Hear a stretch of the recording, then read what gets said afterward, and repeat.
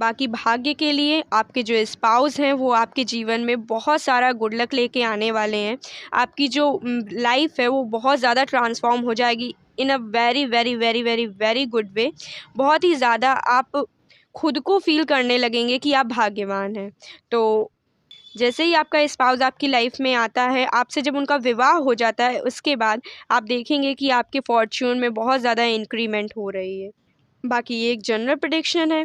बाकी आपकी जो असेंडेंट होगी नवांशा की, उसके अकॉर्डिंग चीज़ें थोड़ी थोड़ी डिफ़र होंगी। Hello everyone, welcome to my YouTube channel spouse astrology. It's me Aarti. जैसे कि आप लोग जानते हैं कि हमारी सीरीज़ चल रही है जिसमें हम लोग बात कर रहे हैं seventh Lord and different houses in D9 के बारे में, जिसमें ऑलरेडी 8 वीडियोस अपलोड हो चुकी हैं। आज हमारी 9th वीडियो होने वाली है जिसमें हम लोग बात करेंगे कि अगर कोई जातक अपनी कुंडली में अपने नवांशा में सेवन्थ लॉर्ड को 9th हाउस में प्लेस्ड पाता है तो वो कैसे परिणामों की उम्मीद कर सकता है। तो चलिए वीडियो को स्टार्ट करते हैं।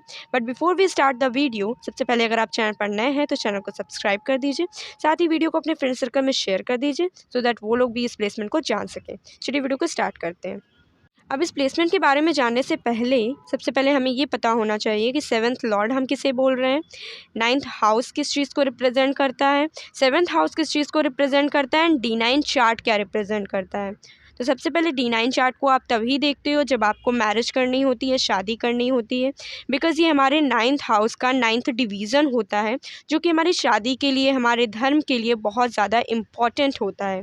साथ ही में अगर आपको हायर एजुकेशन भी करनी है तो भी कभी कभी D9 को देखना ज़रूरी माना जाता है।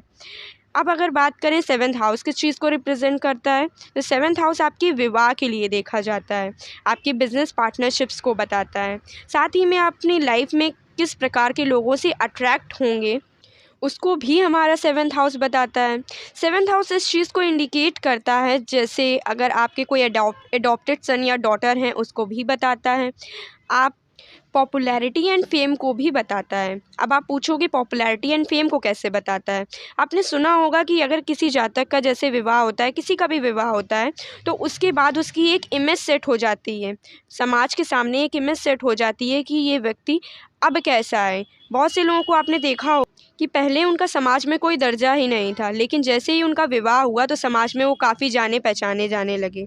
बहुत से लोगों को देखा होगा कि समाज में उनका बहुत अच्छा खासा दर्जा था, समाज में उनको हर कोई पूछता था, लेकिन जैसे ही उनका विवाह हुआ उसके बाद ही ये चीज़ बिल्कुल अपोजिट हो गई, कोई उन पे ध्यान भी नहीं देने लगा। तो ये चीज़ देखी जाती है शादी से जोड़कर। विवाह आपका आपके जीवन में बहुत कुछ डिसाइड करता है। तो अब बात करते हैं 9th हाउस किस चीज़ को रिप्रेजेंट करता है। तो 9th हाउस हमारा हायर एजुकेशन को बताता है, आपके भाग्य को बताता है, आपके पिता से मिली हुई जो भी शिक्षा है या पिता से जो भी आपको ज्ञान मिला है, जो फॉर्मल एजुकेशन होती है, जो हमारे घर में हमें सिखाई जाती है, संस्कार बोल सकते हैं, वो चीज़ आपको बताता है। साथ ही में 9th हाउस आपका रिप्रेजेंट करता है फार अवे प्लेसेस को, जो दूर की यात्राएं हैं उनको बताता है। साथ ही में 9th हाउस आपके टीचर्स को बताता है, आपके बिलीफ सिस्टम को बताता है कि आप कैसा विश्वास है, आपका धर्म में किस तरीके का विश्वास है, इसको रिप्रेजेंट करता है।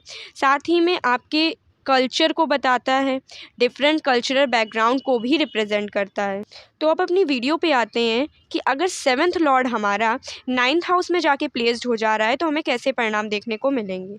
ऐसे में जो आपका स्पाउस होगा वो may be different cultural background का हो सकता है कि आपकी इंटर कास्ट मैरिज हो। अब इस चीज़ को 100% तो नहीं बोला जा सकता, बट 80% ट्रू बोला जा सकता है। 20% आपके चार्ट के बाद ही ये चीज़ डिसाइड होगी।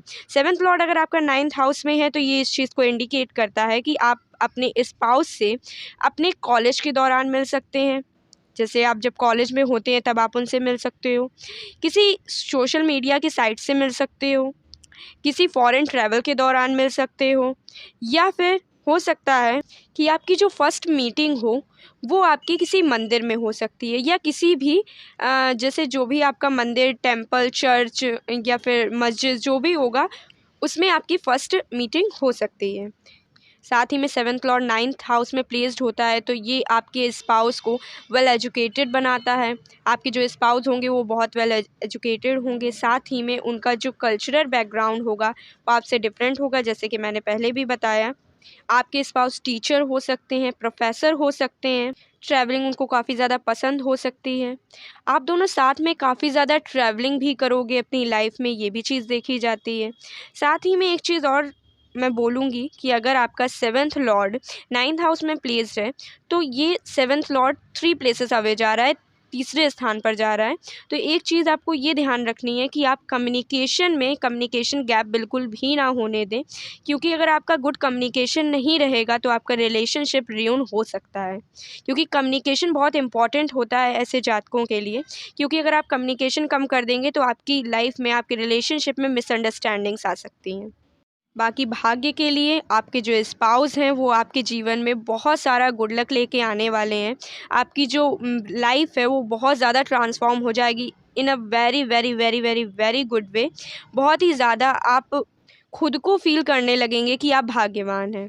तो जैसे ही आपका स्पाउस आपकी लाइफ में आता है, आपसे जब उनका विवाह हो जाता है, उसके बाद आप देखेंगे कि आपके फॉर्च्यून में बहुत ज़्यादा इंक्रीमेंट हो रही है। बाकी ये एक जनरल प्रेडिक्शन है। बाकी आपकी जो एसेंडेंट होगी नवांशा की, उसके अकॉर्डिंग चीज़ें थोड़ी थोड़ी डिफ़र होंगी। जैसे मान लीजिए आपका चार्ट एक्वेरियस एसेंडेंट का है, तो सन आपके 7th लॉर्ड बनेंगे। तो ऐसे में जो आपका स्पाउस होगा वो अथॉरिटेटिव फिगर होगा, बहुत ज़्यादा इंडिपेंडेंट होंगे, कॉन्फिडेंट होंगे और इन्फ्लुएंशियल होंगे। मे बी पॉसिबल कि वो गवर्नमेंट जॉब में भी हो सकते हैं। अब क्योंकि सन जो हमारा है वो लिब्रा साइन में है, लिब्रा किस चीज़ को रिप्रेजेंट करता है? न्याय पसंद व्यक्ति। तो ऐसे में हो सकता है कि आपके स्पाउस जो हों वो लॉयर हो सकते हैं, या फिर कोई डिप्लोमेटिक या किसी क्रिएटिव फील्ड में हो सकते हैं। तो ऐसे ही एसेंडेंट जब डिफ़र होंगी तो आपको अलग अलग परिणाम देखने को मिलेंगे। सारी चीज़ों को डिस्कस कर पाना मुश्किल है। तो चलिए वीडियो को यहीं पे समाप्त करते हैं। मिलते हैं नेक्स्ट वीडियो के साथ। तब तक के लिए thank you so much. Bye bye.